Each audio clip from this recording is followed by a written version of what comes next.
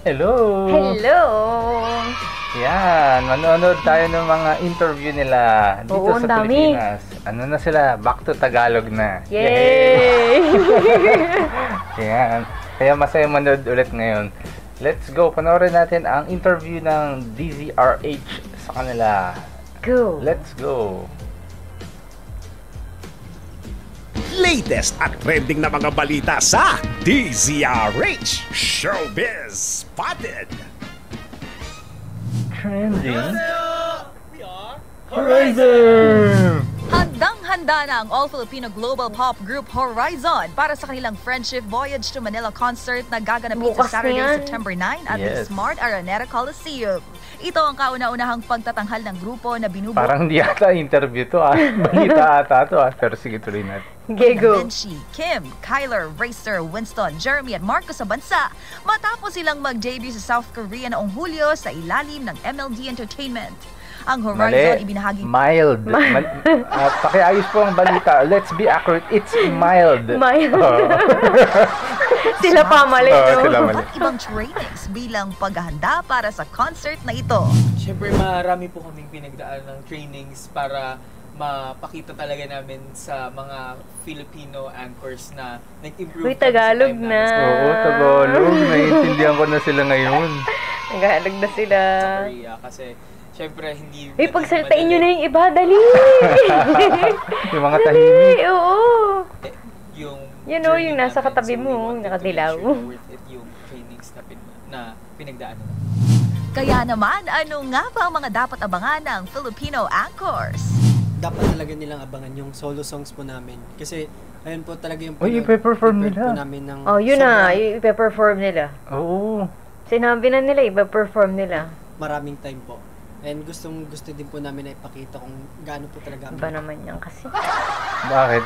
Wala, gusto ko mapanood yun ng live eh, yung solo eh. Gaganong kaya si Winston? O sa Korea niya lang ginagawa yun. We will do our best to all our anchors. Revelation naman ng grupo bago ang isang performance. Ito ang mga hindi dapat mawala. Well, ako personally, kailangan ko kape eh. Kape. Ikaw. Pampagising. Ako, kape din kasi para mula talaga yung mata. And then, mahirap kasi maraming camera. So, kailangan talaga kung saan yung... This funny thing, like we huddle up like into a circle, and then we just like start Oy, Marcus, magtagalog ka muna. Nandito ka sa Pilipinas. Relax ka muna. jumping. Hindi, pero kasi baka kasi sanay naman kasi talaga siya na ano. Mag-English. Alam mo naman yung mga bata na lumaking Englishing, yung mga gano'n. Yung mga bata ngayon, di ba? Okay, yung maraming bata ngayon, mga Englishing kahit ano, kahit na ordinaryong oras. A random word ko na rin. Hotdog. So, sa Hotdog. talo kami, hotdog. Hotdog. Matapos ang kanilang paninirahan sa South Korea, ano nga kaya ang kanilang mga na-miss sa bansa? Mas na-miss ko po sa Pilipinas yung food. Kasi actually mahilig po ako sa sweets. Ang na-miss ko po talagang kainin dito is yung biko. Yeah. And then that's it. Opo, ayun. Padalan ka na agad. Yes! Padala nyo nga sa damakmak na bikos yun. Hindi niya makakain lahat yan. Kaya. Grabe, isang bilaong biko lang. Good luck talaga. Pagbabawalan nyo ng company. Hoy, bawasan mo ang calories mo. Puro carb yun, tsaka asukal. Let's go. I love Pihaya. What about Food po others? talaga sa Street food naman, ano? Meron din naman nun, di ba? Kaya lang, syempre, Iba.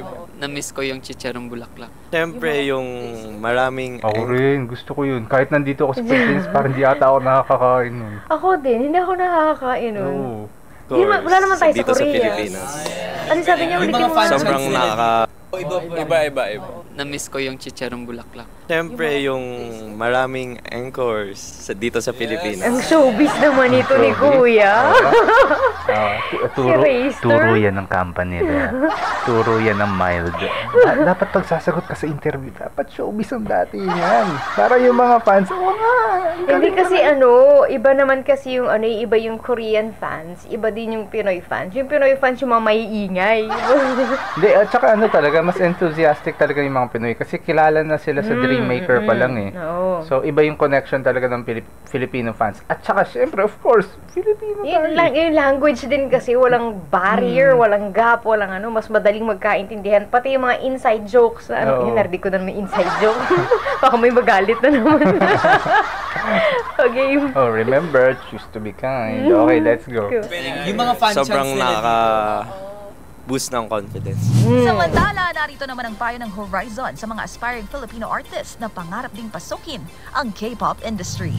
For me, it's taking pride na you're representing a country because we're all here na parang kaya nga inisip namin diba? na maraming Kahit naan ba, sinasabi kasi ng iba, parang hindi naman sila Pinoy. Yun nga yung pride na meron sila. Pinoy sila, pero nakapasok sila doon.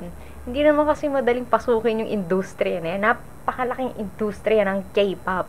Mga Pinoy na mga bata na gusto din gawin yung ginagawa namin, and para sa amin gusto na namin ipakita sa kanila na kaya din nila tong gawin and walang imposible. Kasi dati parang imposible to, pero as first time na pag-perform sa mga stages sa South Korea, it's really amazing for Filipinos that we're able to penetrate that market. And I hope soon... Ini-English tayo.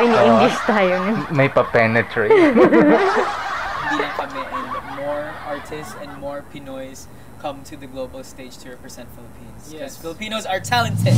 Sa huli, ito ang katanghandog ng Horizon para sa kanilang salamat yan. Salamat yan.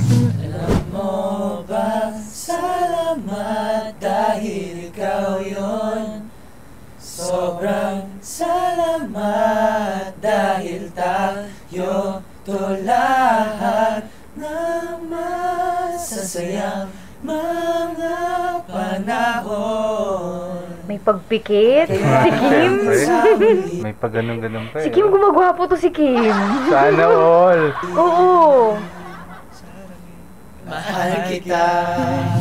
Pero hindi dyan natatapos ang aming kwentuhan. Parang si Kim nagiging Lee Min-ho. Gumagwapo si Kim, di ba? Pansin niyo ba, guys? Comment si down Kim. below. Although lahat naman sila talaga parang nag-iiba na rin yung mga itsura nila, pero si Kim gumagwapo talaga. Mga pangarap bukod sa pagiging idol. Gayon din ang kanilang mga adjustment mula noong sumabak na sa kanilang training sa South Korea, ang kanilang show champion experience, at may bonus pang who's most likely to challenge. Uy, meron pang ang ganun. lahat ng yan, abangan sa Scene Zone. Uy. At yan ang DZRH Showbiz House ano lang pala to, parang Showbiz ano lang. Angel with Horizon! Tuloy-tuloy sa pagbabalita, tuloy-tuloy sa May ano pa to, may kadugtong sama-sama pa siya. Pilipino. Yehey! Yan. Kuya, baka natin yun. Sana pwede rin natin gawa ng reaction, no? Yan. Gusto ko yung kasi ang cute ng mga ganyang interviews eh. Ayan. So hanggang dyan ang ating reaction sa DZRH interview ng Horizon. Don't forget to LSS for like, share, and subscribe. Ingat po kayo na. Bye-bye.